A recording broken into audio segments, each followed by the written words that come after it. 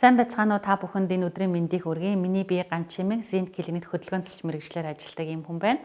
За өнөөдөр болохоор ялангуяа цаг үетэй холбоотойгоор ковидын халдвар ихсэж байгаа. Түүнийг дагаад насварлалтын бас энэ төвшин буурахгүй байгаа та уялдуулан хоёр дөгчөөр үүсч болох юм одоо хүндрэлүүдээс сэргийлэх тасал хөдөлгөөнийг бол зааж өгье гэж бодож байна.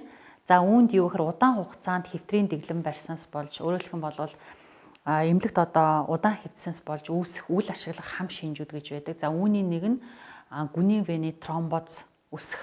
За яагаад гэхээр үйлчлүүлэгч одоо удаан хугацаанд хэвтснийхаа дараа гинт ингээд босоо зогсох үед цээж болон гарнаас ойролцоогоор 500 мл цус буюу хагас литр цус одоо хөл рүү шилжиж байгаа. Тэгэхээр энэ үед одоо вены даралт нь бүр 80-аас 100 юм мөнгө усны багантай бол тэнцдэг. Тэгээд одооны миний зааж өгч байгаа цөөхөн хідэн дасгалыг хийсний дараа энэ одоо вены даралт бүр 25 хүртэл одоо буурах ийм одоо болцоотой ач холбогдолтой гэдгийг бол дуулгахад бол таатай байна. За тэгэхээр хэвтрийн дэглэмд байгаа буюу ялангуяа эмнэлэгт хэвтэж байгаа хүмүүс энэ дасгалыг хийж эхлэхээс өмнө өндөр настай хүмүүс ялангуяа та өөрийнхөө эмчлэгч эмчтэйгээ бас зөвлөлтхийг энэхүү дасгалыг хийж болох хэсэг талаар зөвлөгөө авахыг бол миний зүгээс бас зөвлөж байна. За эхний дасгал болохоор та бүгдийн сайн мэдэх шагааг ээт эргээгээд шагааг жих. За энэ дэр болохоор шагаан үе маш гоё далааттай хөдөлгөөн хийж байна. За магадгүй таны хувьд яг шагаан үеэр ийм сайн одоо нугалж эсвэл одоо ийм сайн тэнэлгэж чадахгүй байсан ч гэсэн та өөрийнхөө хамгийн одоо боломжтой төвшөнд тохиромжтой одоо орчинд болцоотой нөхцөлд энэ дасгалыг бол хийгээрэй.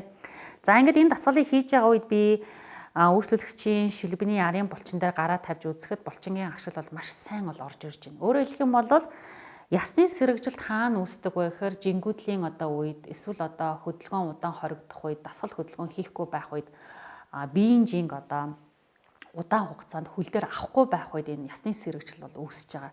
Тэгэхээр хэдэн 7 хоног орчим яг энэ байрлалаар физиологийн бус байрлал гэж нэрлэдэг. Тэ энэ байрлалаар хөл ингэж одоо удаан хугацаанд хөдөлгөөнгүй байх үед энэ шилб ясны нягтшил эргэж одоо хэвийн хэмжээндээ нягтшлаа авахд ойролцоогоор 1-ээс 1.5 жил шаарддаг. Ийм одоо сөрхий одоо алдагдал бол бидэрт бол учрах болцоотой байдаг гэдгийг та бүхэн сайн анхаараарай. За дараагийн дасгал нь болохоор хөлийг өвдгөөр нугална, буцаагаад маш сайхан гоё тэнэлгэж өгнө. За өвдгийг нугалах үедээ таны анхаарах зүйл юу гэхээр аль болохоор хөлний тавхай шалан дээр ингэж чирж явал сайн байна буюу өсгий үлмийн хоёр бүтэн яг энэ хэсэгтэр улаараа тавигдаад буцаагаад жиж өгнө. За энийг та хоёр хөлн дээрээ ойролцоогоор ээлжлээд 5-аас 10 удаа хэрвээ таны төвчээр ядрал танд мэдэгдэхгүй байвал 10-аас 20 удаа иж болно. Ингээд өглөө, өдөр, орой гэсэн ийм татамжтайгаар хийхийг зөвлөж байна. За дараагийн байдал болохоор хэдүүлээ суугаа байрлалаас. За суугаа байрлалаас үйлчлүүлэгч ихтэй маш гоё цэгс шулуун суусан байна. Ахар сүлэн дээрээ сууж байна. Жохон өнцөгдөөд урагшаагаа суугаад өвдгөн дээр 90 градус бол өссөн байна. За энэ дээр саяны орон дээр хийсэн дасгалтай маш адилхан.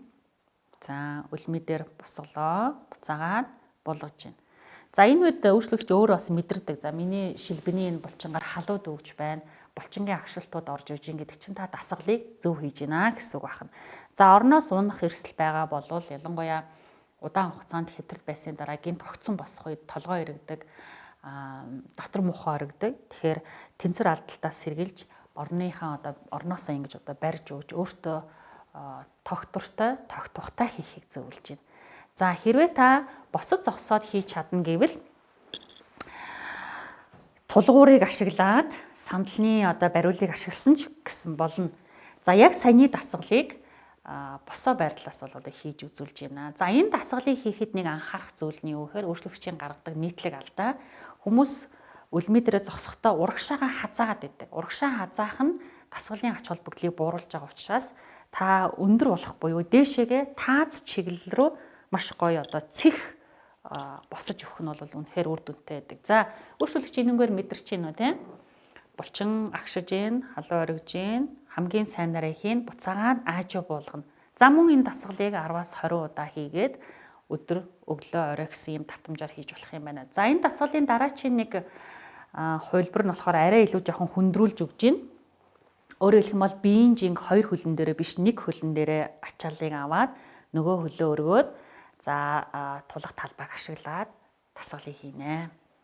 За энэхүү дасгалыг та хэрэг үзэж байгаа бол өөрийнхөө одоо аав ээж ялангуяа өндөр настан эмээ өвгөдөө зориулж одоо энэ дасгалыг хараан хяналтанд дор таны заавар зөвлөгөөнөөр гэрийн нөхцөл хийх бол бүрэн боломжтой ийм дасгал байна. За тэгээд хэдийгээр би эндээс 10 удаа хийгээрээ 20 удаа гэж хэлэх боловч тухайн үйлчлүүлэгчээсээ тухайн хүнээсээ за танд ямар байна, амьсгал давтж гин үү, дотор мөх оргиж гин үү, толгой эргэж гин үү, унах гэж амжилт санагдж гин үү гэдэг асуултуудыг байнга асуух хэрэгтэй.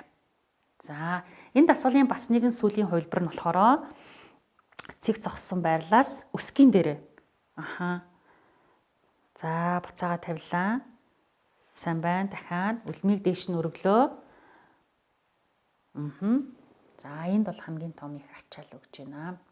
За дасгалын үеэр бас нэгэн анхаарах зүйл юу вэ гэхээр дасгалжуулагч нь буюу хөдөлгөөнсөлч бидний зүгээс үйлчлүүлэгчтэйгээ байнга харилцаж тэр хүнтэйгээ ярилцах, ярилцж явах үед амьсгаатах тийм одоо шинж илэрж гинүү гэдгийг бас таньж мэдэж болдог. Дээрэс нь үйлчлүүлэгчтэй ойр орхон та жигд хэвийн амьсгалаараа гэдэг энэхүү зөвлөмжийг өгдөг байна. За энэхүү дасгалыг та бүхэн гэрээ нөхцөлд хийхийг зөвлөж байна. Баярлалаа.